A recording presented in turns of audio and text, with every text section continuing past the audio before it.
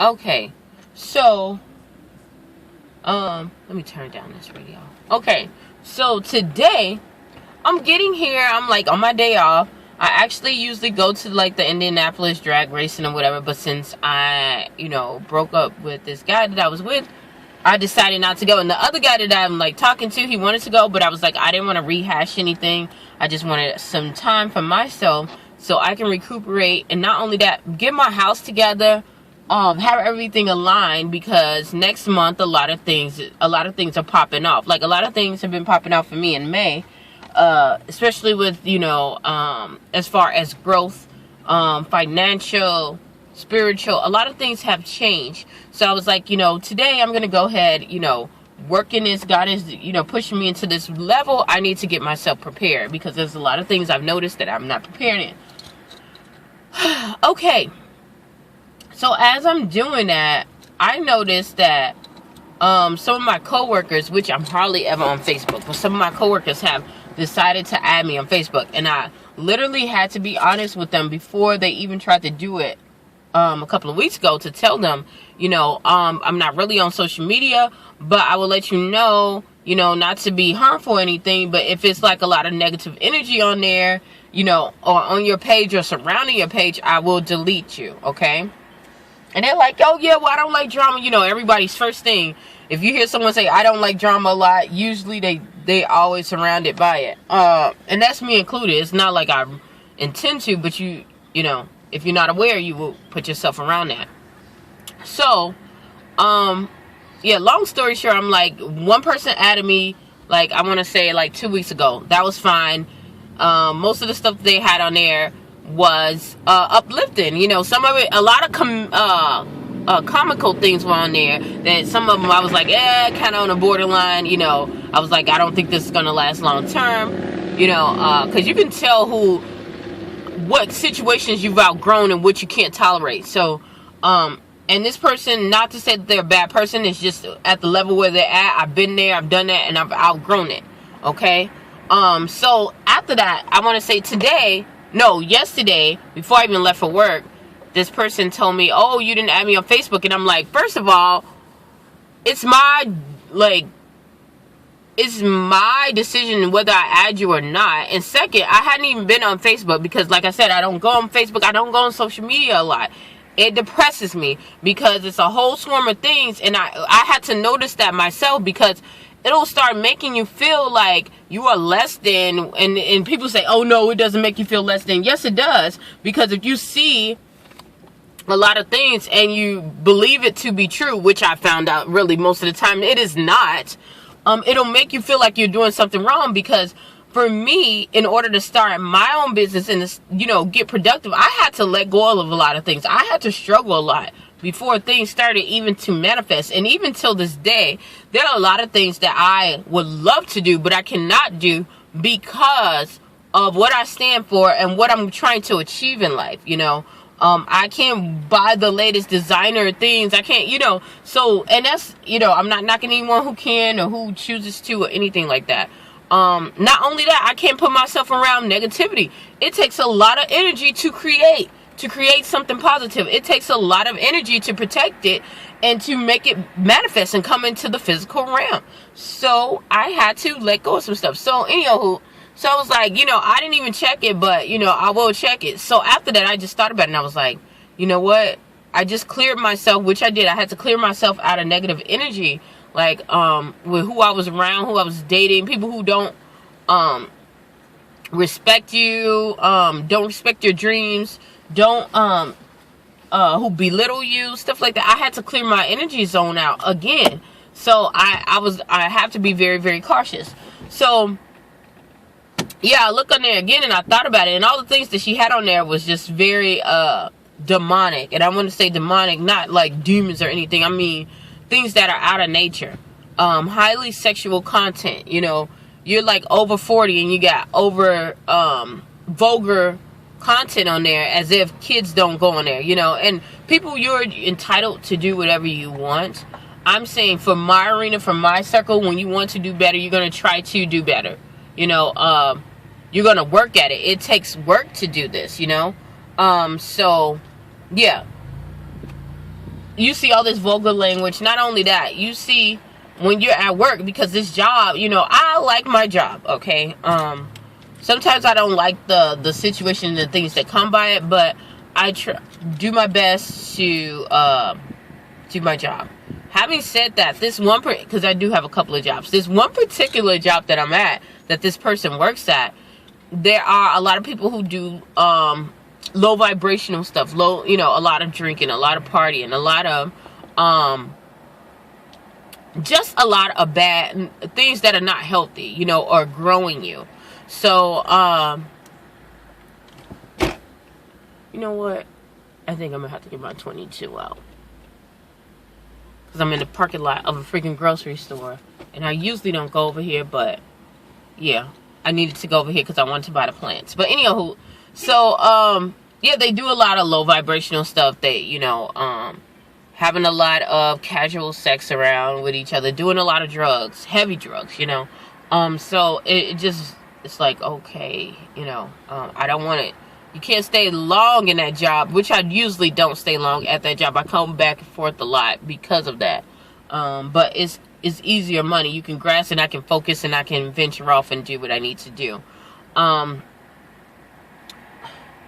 Yeah, long story short, I ended up having to delete her and block her. And not only that, I had to block the girl that knew her. And I say that because I said that, what? I forgot what I was about to say. Oh yeah, I said that, I'm saying that just to point out that you have to be conscious of who and what you let into your circle. It is your duty to preserve and protect your emotional self. It is crucial. It is crucial. I don't care what nobody says. You don't have to be mean. No, you don't have to be mean. Sometimes you do have to be mean because some people don't understand any other way.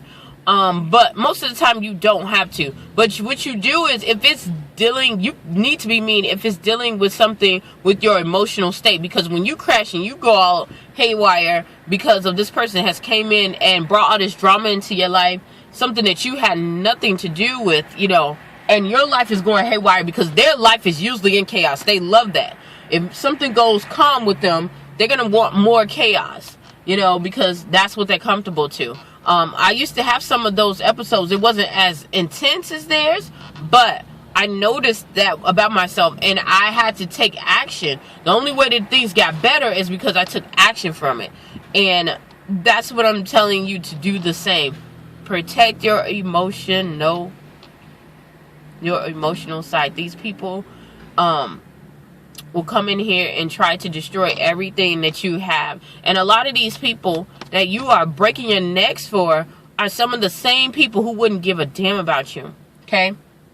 Another instance, and I'm going to talk about this some more, but I wanted to bring that up because you have to be careful of your emotional state. Time is critical now, especially if you want to do anything positive, anything productive. I had to take a step back when I went through this whole thing with that whole pageantry thing. And I was like, okay, what did I do wrong? I have to be this. I must have been messed up. No, I was around a lot of people who didn't give a damn about me. A lot of those people didn't even think that I was going to win. Of course, I didn't even think I was going to win. Not only that, when I won, a lot of people was just tagging around because they knew it was going to have some other stuff. Other people was trying to crush it down because they knew, like one of the guys that I was with, he told me that straight up, like he did not want me to win because then I'm going to leave him.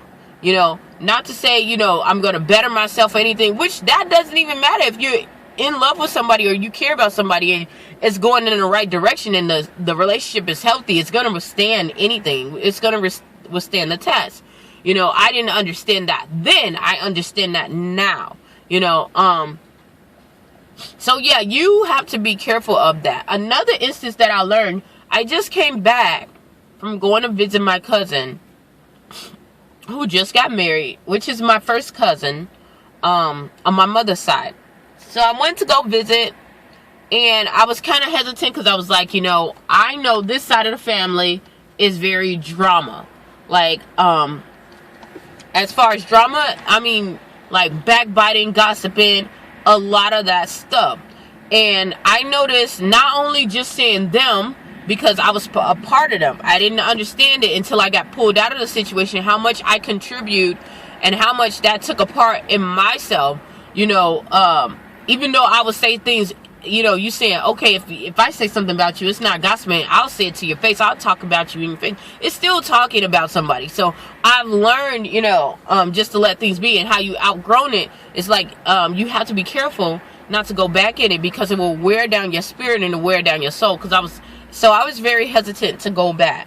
But my cousin wanted me to go back, and plus I was doing his wife's makeup, well, his now wife's makeup. So I went there, and I noticed a lot of things that I did not see. You know, when I was going through everything, I always want to give stuff, because I'm like, you know, I've seen all my family, we all went through that whole period of struggle. We're all compact like a family and everything. So I don't, I know the power and authority of family, and I want it, you know, I want it to be, you know, what the heck? Oh my God. I want it to be, I wanted to always have it together and have it, you know, had it mended.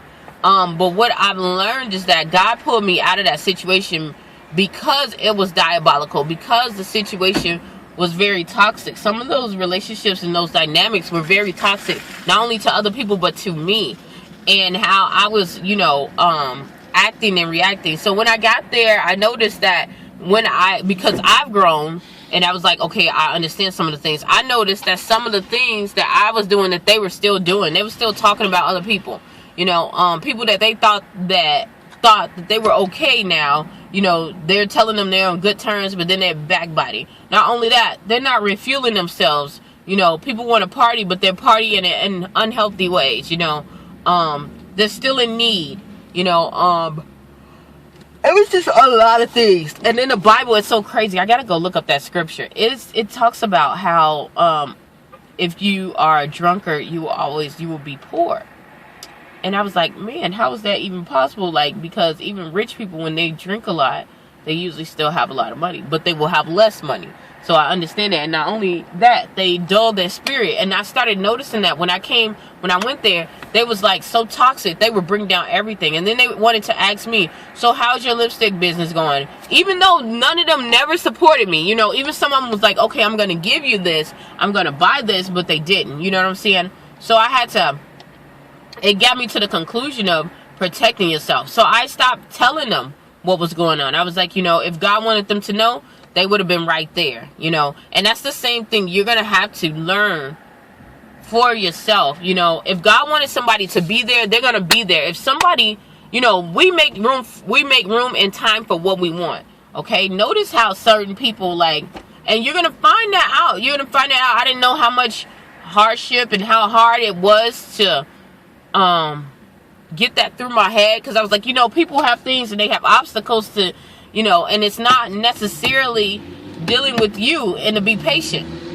However, it's not going to happen every time. It's not going to happen every single time, okay? And not only that, if they did want to, if something happens and they can't be where you're at, you know, say for instance, I'm not saying it's like a play or something like that. People are going to make provision to find out if you're okay and how can they help, you know? And I noticed that, that wasn't the case when I got back home. Not only that, it was like more of the take, you know, people trying to con other people out of doing stuff, which really perturbed me, because I was just like, and not only that, it trickled down to the kids, and that it gave me a stingy feeling, because I was like, I would have never thought about that. I would have been feeling so bad had I not been able to get the things that they asked for, which I knew that I should have been getting, because I need to go and protect myself and cover myself and hold on for myself, you know. But like I said, I thank God for everything that happened, because I was like, oh, I hate where I'm at now, but I thank God that I'm not where I used to be. Another thing was, not only my family, the people that I was surrounded with, some of those church members, I was like, I rode around and I was like, you know, at least go and say hi to them, because they always try to call my aunt and ask or whatever. And I was like, well, you know, go ahead and, you know, tell them I'm okay or whatever.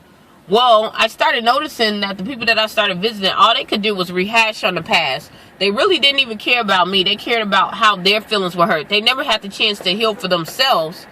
As, you know, even though some of them believed they really did, they didn't. And they really didn't care about me. They just knew that I was going to be there at the moment to console them and make them feel okay. Make them feel that bitterness and that untamed hurt that they haven't taken care of was going to be okay, because I'll be like, okay, I'm listening, instead of, you know, saying, okay, what can we do to heal from it, and let's be done, you know, and let's move on, instead of just moving on and I'm still hurting, I'm still going to, you know, carry this hurt and baggage. So, and now, like I said, I just noticed a lot of things that had this been, you know, a couple of years back, that I would have been like so distraught. You know, and Tyler Perry talks about this a lot. Like, some of those people that you be breaking your neck for a couple of years, you ain't even gonna remember their name.